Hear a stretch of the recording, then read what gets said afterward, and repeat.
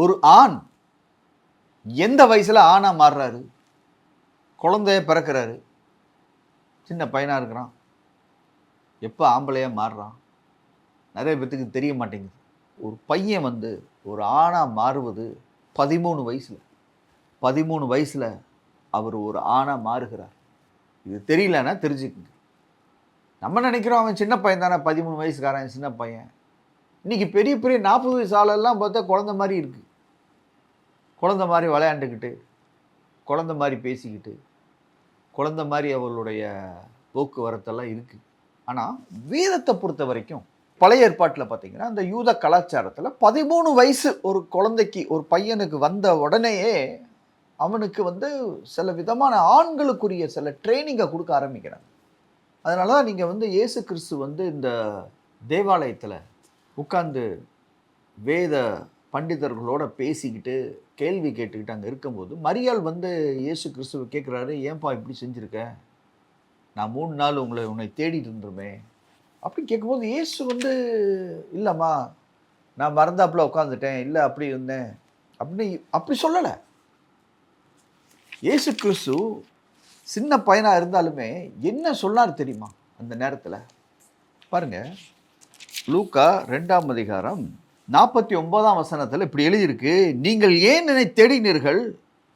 என் பிதாவுக்கு அடுத்தவைகளில் நான் இருக்க வேண்டியதென்று அறியீர்களா?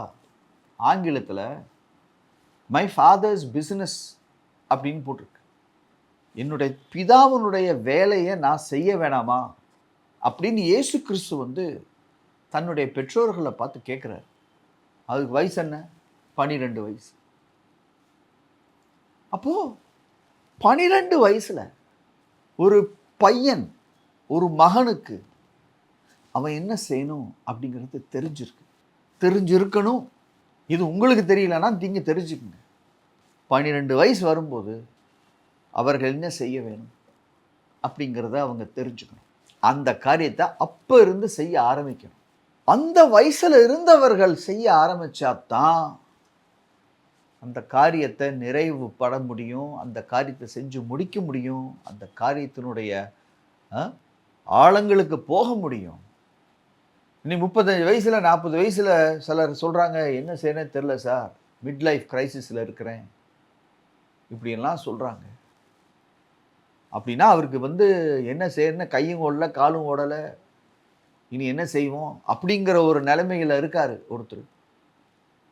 பிரியமானவர்களே, இந்த மாதிரியான ஒரு நிலைமையிலலாம் நம்ம இருந்துடக்கூடாது. அப்படிப்பட்ட நிலைமையில் இருக்கிறது கர்த்தருடைய சித்தம் கிடையாது. இதனால தான் இந்த ஆண்கள் எப்படி வாழணும், ஆண்கள் எப்படி இருக்கணும் அப்படிங்கிறத குறித்து நம்ம படிச்சுட்டு வர்றோம். ஆண்கள் எப்படி இருக்கணும், ஒரு பையனா அவன் எப்படி இருக்கணும் அப்படின்னு இங்கே எழுதியிருக்கு. இப்படித்தான் வாழணும். இப்படி இருக்கும்போது தான் மேக்ஸிமம் ப்ரொடக்டிவிட்டி, மேக்ஸிமம் எஃபிஷியன்சி அந்த வாழ்க்கையில் அவங்களுக்கு உண்டாகும். பிரியமானவர்களே, அதனால் இப்படிப்பட்ட கருத்துக்களை, இப்படிப்பட்ட காரியங்களை நம்ம மனதில் கொள்ளுவோம், இதன்படி நம்ம வாழுவோம். கர்த்தர் உங்களை ஆசீர்வதிப்பாராக.